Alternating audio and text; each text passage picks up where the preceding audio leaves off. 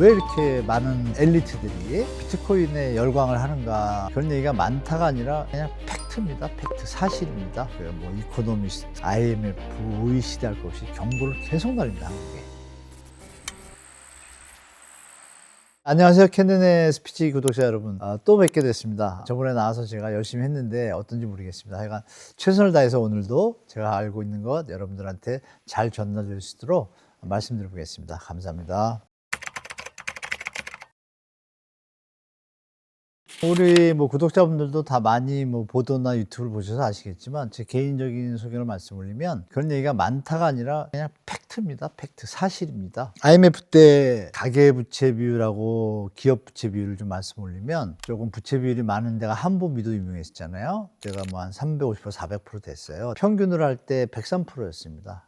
국가의 기업들의 부채가. 그리고 가계 부채 비율이 한 60% 언저리였어요. 그때가 IMF입니다. 왜? 기업이 과다하게 레버리지를 과다하게 탐욕을 부리다 보니까 약간 펑크가 난 거죠.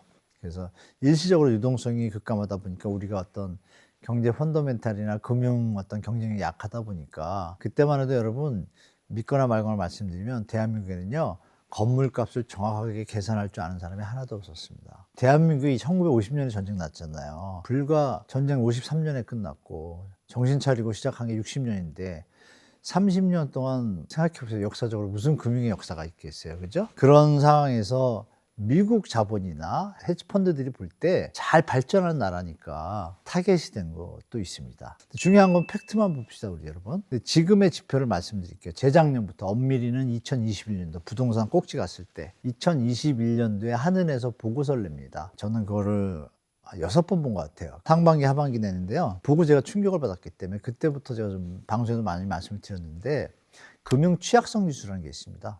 그게 이미 IMF 수준을 향해서 달려가고 있었고, 또 부동산 분야별로, 부동산, 채권, 주식 분야별 부동산 금융 취약성 지수를 또 뽑고 있었어요.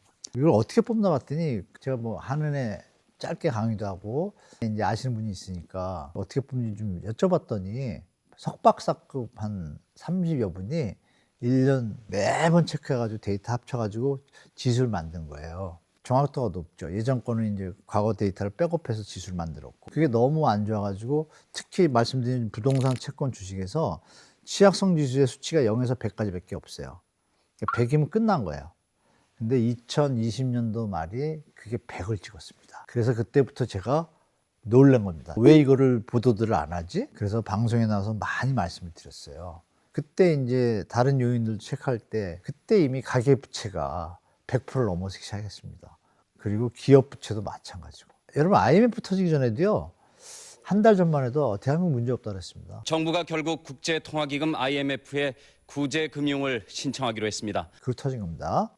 이게 대비는 해야 되는 거예요, 여러분. 제가 공포감이나 불안감을 주장하는 것이 아니라 우리가 대비할 줄 알아야 되잖아요. 그런데 지금 가계부채는 105%를 넘어섰었고, 지금 103%대로 내려왔어요. 또 조금 조정하면 98로 찍기도 해요. 근데 그거는 이제 눈 가리고 아웅입니다. 뭐냐면 받을 돈 부채 있잖아요. 그거를 탕감해줘가지고 낮추는 거예요, 억지로. 그럼 어느 곳인가 펑크가 났겠죠. 기업 부채가 또 IMF 수준을 넘어섰어요. 그래서 기억하시겠지만 현재 IMF 부총재가 작년 봄에 왔었습니다, 대한민국에. 기자회견을 많이 했어요. 그 워딩이 중요합니다. 한국은 가계부채와 기업의 구조조정, 건설도 포함되는 겁니다. 구조조정을 꼭 해야 된다. 안 하면 문제가 심각할 수 있다라고 경고를 줬어요.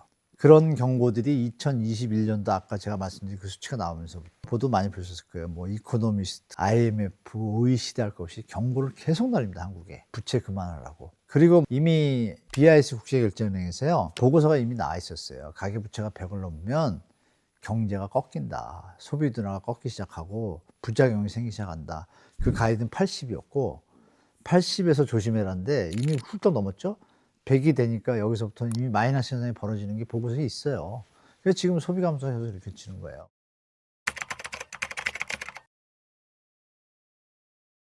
그러면 지표들 좀 몇 개 말씀드렸고, 피케티 지수라고 있어요, 여러분. 피케티 들어보셨죠? 21세기 자본론. 안 보셨으면 꼭 보시기 권하겠습니다. 좋은 책입니다. 몇백 년의 역사를, 경제를 다 집약한 것 때문에 좋아요. 요점은 뭐냐면 그냥 지표를 만든 거예요. 피케티 지수니까 지표잖아요. 1년에 우리 한 국가에 있는 가계 기업 정부가 열심히 해서 번 돈과 그 나라에 있는 자산의 가치, 비율이에요. 대충 이해되시죠? 그 수치가 퍼센테이지로 할 땐 700%죠. 그러면 7이면 1이 기준일 때 내가 1을 벌었는데 7이면 내가 1을 벌고 있는데 7이 재산이 있는 거예요. 그 수치가 7일 때 위험한 거예요. 미국이 5.8일 때 금융위기 터졌고요. 스페인하고 피그스 사태 있었죠, 여러분? 피그스 사태 때 이탈리아가 7, 스페인이 한 6점 몇 이럴 때 터졌고요. 일본이 6.98일 때 터졌습니다. 그러니까 하나의 지표예요. 대한민국이 2021년에 9.6을 찍었고요. 22년에 10을 넘어서게 됩니다. 중요한 것은 피케티 지수를 전 세계에서 선진국들은 발표를 하고 있어요. 그래서 피케티 지수가 나왔을 때 전 세계가 금융권에 있는 사람들이 너무 좋은 지표다. 양극화가 심해져가지고 밑에서 움직여주는 사람이 없으면 시스템이 깨지기 시작한다는 걸 말하는 거거든요. 자산 양극화가 벌어진 거를. 그러면 전 세계가 그걸 발표를 하고 있어요. 그래서 한국은행도 2010년 초반 때에 발표하겠다고 했어요. 그리고 못하고 있어요. 여러분 뭐 바닷물을 다 마셔봐야 짠 거 아니잖아요. 손가락 찍어봐도 알아요. 그러면 우리가 피케티 지수가 안 좋다는 건 제가 지금 말씀드렸고, 넘베오라는 또 통계가 있습니다. 정말 좋은 데이터들이 많은데요. 좀 심각한 지표가 또 뜹니다. 대한민국이. 그리고 주택 구입 부담 지수라는 게 또 있습니다. KHA라고 주택 구입 부담 지수 금융위원회에 가면 나옵니다. 걔가 또 이제 피크를 찍습니다. 그건 이제 내 자산을 LTV 뭐 DTI 들어보셨잖아요. 그 20년 기준으로 해가지고 대출 받을 때 평균 중위소득 사람이 중위 가격 주택을 살 때 비율을 나타낸 거예요. 근데 그 수치가 노무현 정부 미친 집값일 때 160 정도 나왔습니다. 근데 여러분이 최근에 겪은 영끌 시절 있잖아요. 그때 215 나왔어요. 완전 미친 거죠. 2020년도 한번 지방 조정받고 하면서 조금 내려왔습니다. 내려와도 여전히 높아요. 저번에 말씀드렸던 박근혜 정부 때 그 수치는 어마어마하게 작습니다. 120 수준 내려옵니다. 85까지도 내려왔어요. 최악의 아주 낮을 때. 그러니까 사람이 살 수 있잖아요. 이런 수준이 오기 전까지는 좀 힘듭니다, 시장에. 그래서 이런 지표들을 여러 개 말씀드렸는데 결정적으로 뭐가 있어요? 자, 이런 지표들은 어떤 데서 나와요? 우리 사회가, 한 국가가 경제활동을 하고 외교활동을 하면서 나오는 거잖아요. 국가가, 정치가 불확실하면 어떻게 돼요? 이 지표 나오기도 쉽지 않겠죠. 여기까지 또 타격을 받는 거예요.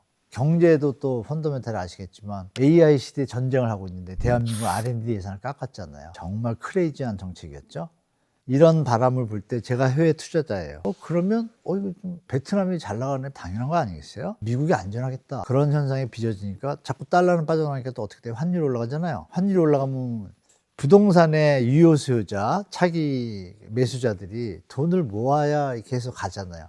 지금 못 모으잖아요. 그러면 부동산 시장에는 부정적 요인이겠죠. 하방 요인이고. 그래서 부동산의 금리나 뭐 금리 대출 정책도 보지만 여러분들이 명확히 먼저 볼 것은 경제 돌아가는 거와 정치 상황입니다.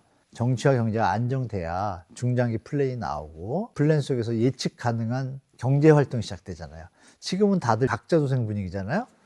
그거를 여러분들이 지금 피부로 느끼고 있고, 저희 때는 IMF 때 아나바다 운동이었어요. 아껴 쓰고 나눠 쓰고 뭐 아시잖아요.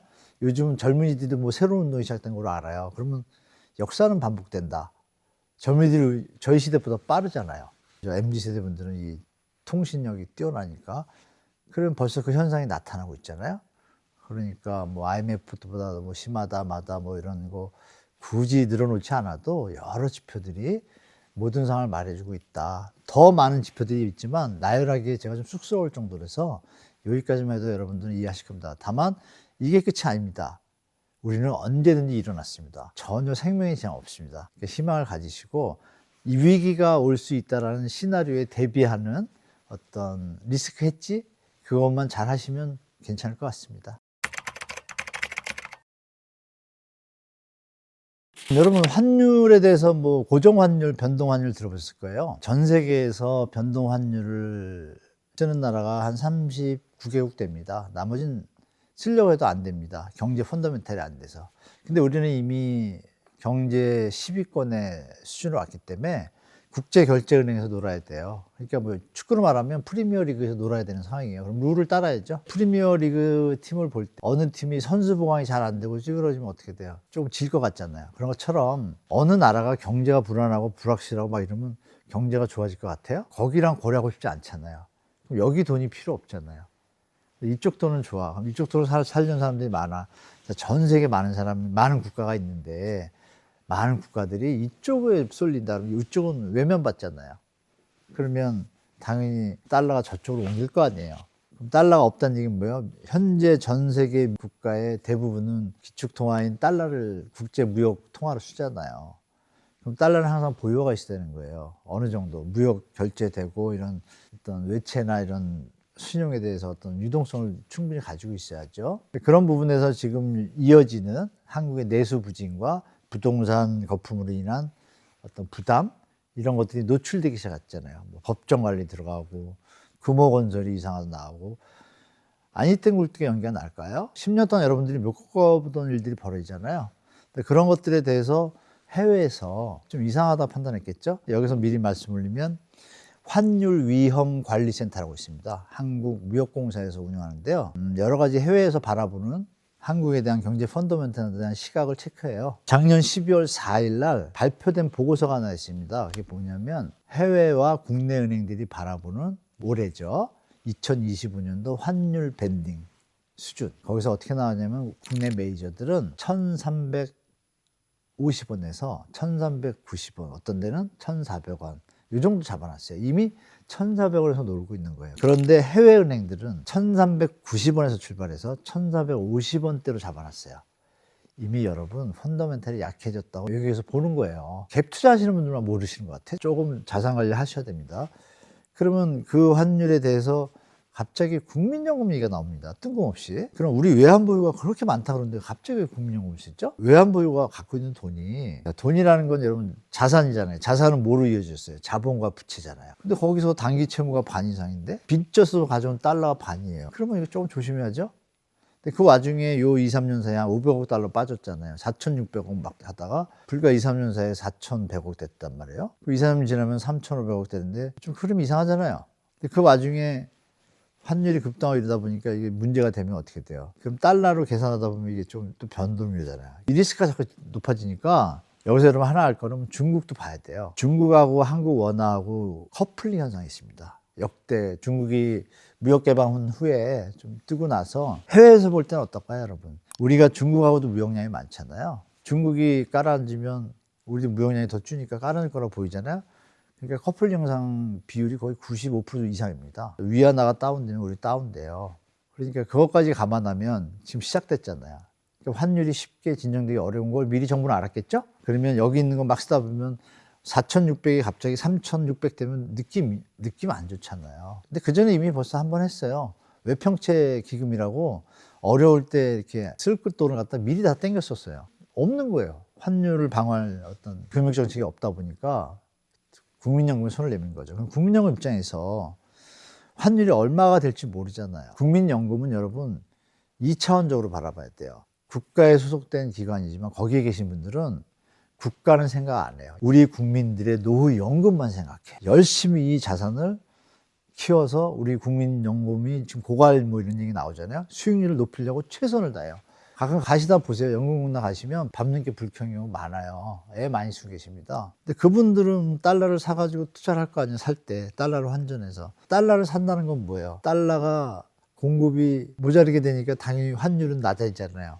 그걸 알고 정부가 통화 수합을 이제 던진 거죠. 던졌는데 중요한 건 제가 분명히 2차원으로 보라 했잖아요.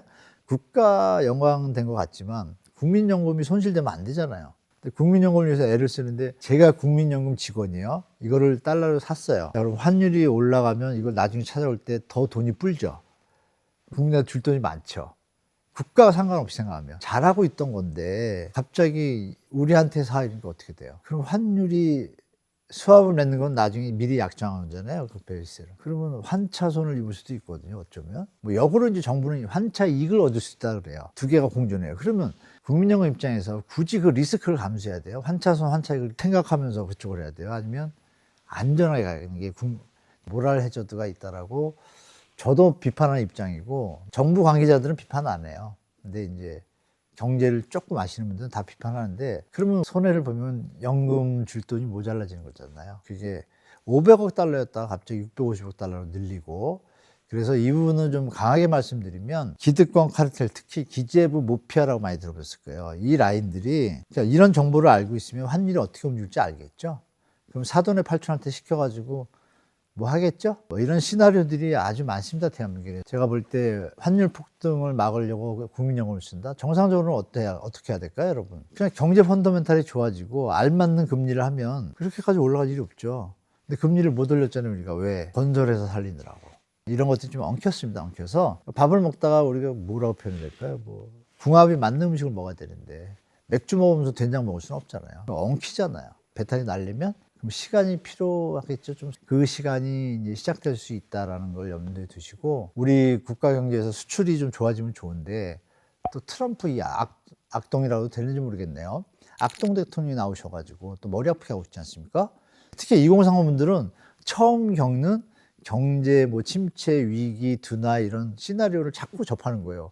아, 갑자기 뭐지? 열심히 일해가지고 이제 집 하나 사든지 좀 투자해보려고 했더니 경제가 안 좋다고 자꾸 얘기 안 했는데 무시하시면 안 돼요, 여러분. 그리고 4050, 60은 제가 얘기 안 드려도 이미 벌써 대비 좀 하셨을 거고, 그래서 이미 작년부터 저는 국채를 사라고 얘기했거든요, 미국 국채를.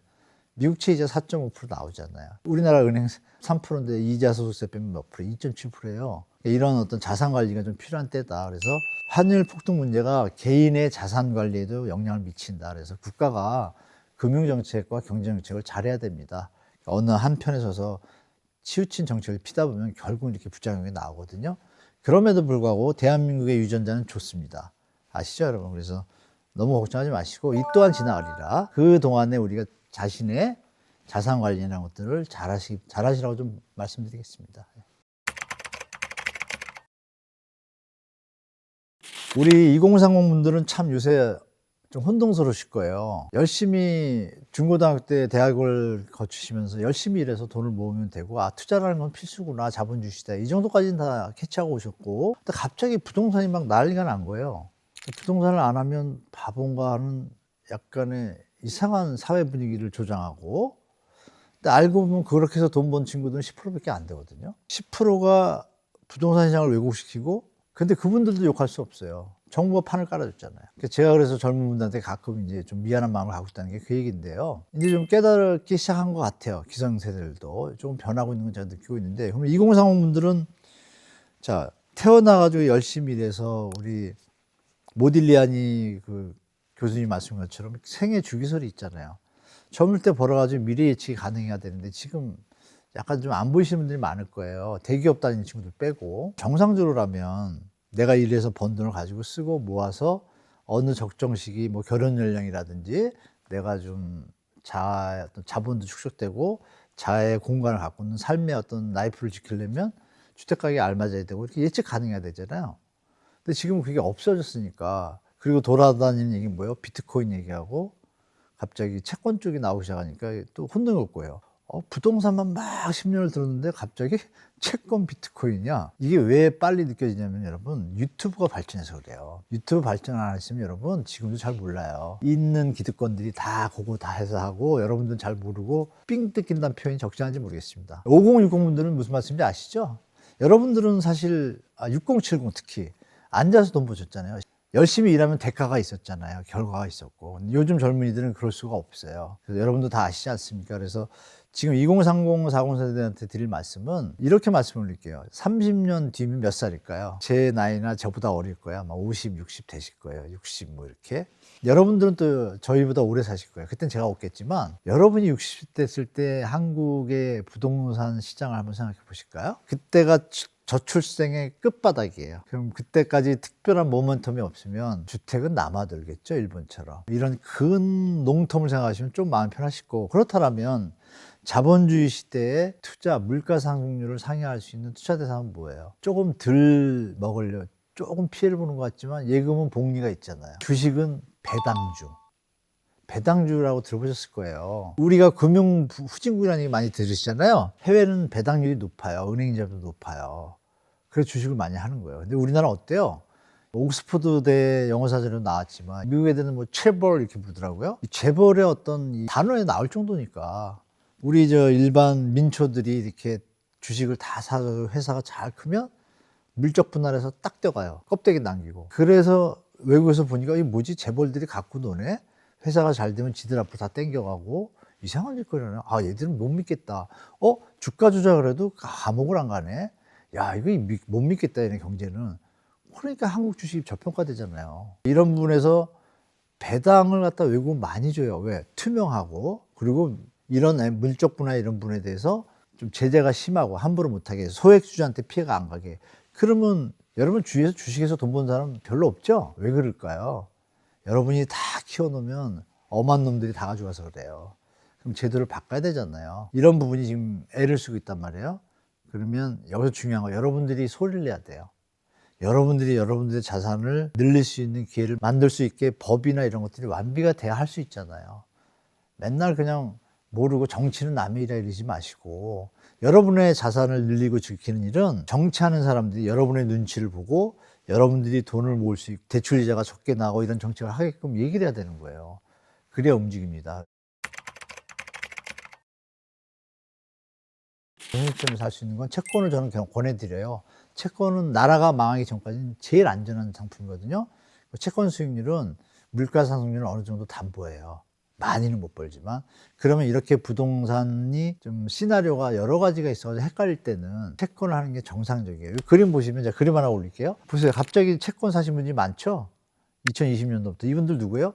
부동산 팔고 채권 산 거예요. 그러면 여러분들은 모르셔도 경제가 좀 안 좋아진다 그러면 채권 미리 사는 거예요. 좋아질 때 채권 털어서 딱 사시고 이렇게 스케줄 맞추셔야 되는데 비트코인은 공부하셔야 됩니다. 저도 사실 비트코인에 대해서 명확하게 몰랐었는데요. 왜 이렇게 많은 엘리트들이 비트코인에 열광을 하는가 궁금해서 이제 공부를 했습니다. 4, 5년 전부터 하다 보니까 이게 역사가 있고요. 나름 근거가 있습니다. 그래서 노동의 가치를 우선시하는 개념에서 또 출발됐고요. 블랙체인 뭐 이런 얘기 많이 들어보셨잖아요. 이것이 단순하게 나온 것이 아니라 은행의 역할을 우리 대중들이 하는 형태입니다. 그럼 돈이라는 게 소수점 8배까지 잘라놔가지고요. 비트코인은 쪼개집니다. 한 1비트코인이 뭐 지금 비싸서 이렇게 하는데 그걸 막 쪼개면 어떻게 돼요? 더 작아지잖아요. 그럼 여러분 생각해 보세요. 돈은 더 안 찍어요. 안 찍는데 만약에 돈이 모자라 경제활동하는데 지금 은행들이 뭐 어떻게 하죠? 중앙은행이 경제활동하는데 돈이 더 필요할 것 같으면 더 찍잖아요. 돌리잖아요. 신용창조가 나고 이게 버블이 되는 건데. 근데 얘는 돈을 더 찍는 게 아니라 있는 돈을 다시 쪼개서 값을 매기는 거예요. 그러면 여러분들이 월급을 비트코인으로 받는다고 가정할게요. 노동의 가치는 인류 문명이 발전할수록 더 올라가는 거예요. 왜? 내가 1비트코인을 월급을 받았는데 비트코인이 모자라고 사람이 늘어나고 쓸 돈이 많아서 물건은 많은데 비트코인이 없잖아요. 근데 쪼개면 어떻게 돼? 옛날에는 사과를 하나 할 수 있는 게 돈의 가치가 올라가잖아요. 비트코인 혁명이에요. 그래서 국가들이 요즘 비트코인 다 준비하잖아요. 괜히 하는 게 아닙니다. 이미 검증 다 거쳤고, 그래서 우리 구독자 여러분도 꼭 한번 공부하셔서 마음의 준비를 하고 전체 자산이 있다라면 2030분들은 한 1%에서 5%? 이 정도는 저는 그냥 하셔도 된다고 봐요. 매년 사지 마시고. 뭐 이럴 수는 있겠죠. 떨어졌을 때 사두고. 개념을 좀 공부하시면 제 얘기가 좀 연결이 되실 거예요. 그래서 절대 올인은 절대 안 됩니다. 그래서 조금 하시면서 배워가면 한 20년 뒤에는 이 비트코인이 어떤 역할을 할지 화폐를 대체할 수도 있다라고 보는 게 지금 전 세계 어떤 트렌드가 좀 있습니다. AI한테 챗GPT한테 한번 물어보세요, 여러분. 뭐가 좀 나올 거예요. 그래서 조금 공부하시는 게 도움이 되실 것 같고, 그러면 이제 개인적으로 부동산에 있어서는 저평가된 데가 이제 나옵니다. 또 경매 같은 거 있죠, 여러분. 경매가 모든 경제에서 일시적으로 심리가 다운되고 경제가 다운되면 갑자기 유동성이 부족해져요. 그래서 이런 말씀드리면 이해하실 거예요. 이런 때가 올 걸 기다리고 아까 채권 산 것처럼 자산가들은 돈을 다 기다리고 있어요. 지금 제가 만나보는 분들이. 그러면 저한테 물어봐요. 언제 때가 오냐고. 그래서 오고 있잖아요. 이런 대화들이 오갑니다. 100원짜리던 게 80원일 때 사면 20원 차익이 나중엔 보장될 수 있는 가능성이 높잖아요. 그러면 여러분들이 경매를 조금 살살 공부하셔야 돼요.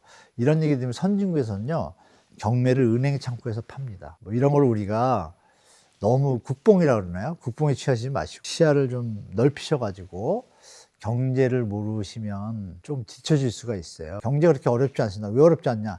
제가 배울 때 어려웠어요. 가르쳐주는 사람이 없어서. 여러분 얼마나 좋아요 요새. 유튜브 빵빵 하잖아요. 그러니까 드라마 3편 안 보고 딱 보시면 그거 1년만 본다고 가정해요. 여러분 다 전문가 되세요. 저보다 더 잘할 수 있어요. 대한민국도 유튜브 강국이잖아요. IT 활용하셔가지고 저는 이제 고기 잡는 법보다는 뭐랄까요. 그런 걸 좀 알려드리고 싶은 거예요. 낚시하는 법을. 그래서 그런 팩트들을 좀 연결하시면 어떻게 해야 되지 자산관리 이렇게 하실 필요도 없고 드라마 줄이고 경제 조금 보시고 말씀드린 비트코인 채권 딱 공부하시고 주식은 배당주 이 정도 포트폴리오로 가시면 안전하게 물가 상승률을 상회하면 더 좋고 상쇄할 수 있는 자산 수익률을 유지할 수 있을 거라고 봅니다. 그리고 때가 오면 부동산 사시고 볼륨이 크니까 뭐 그렇게 말씀드립니다. 지금 사고 싶으면 경매 공부하시고 경매 좀 시간이 듭니다. 여기까지 말씀드릴게요. 제가 준비한 내용은 여기까지입니다, 여러분. 다음 기회 때는 뭐 다른 좋은 거, 뭐 디테일, 뭐 재건축, 재개발 이런 게 있으면 한번 초대해 주시면 또 말씀드리도록 하겠습니다. 항상 건강히 채웁니다, 여러분. 구독, 알림, 좋아요 부탁드리겠습니다. 감사합니다.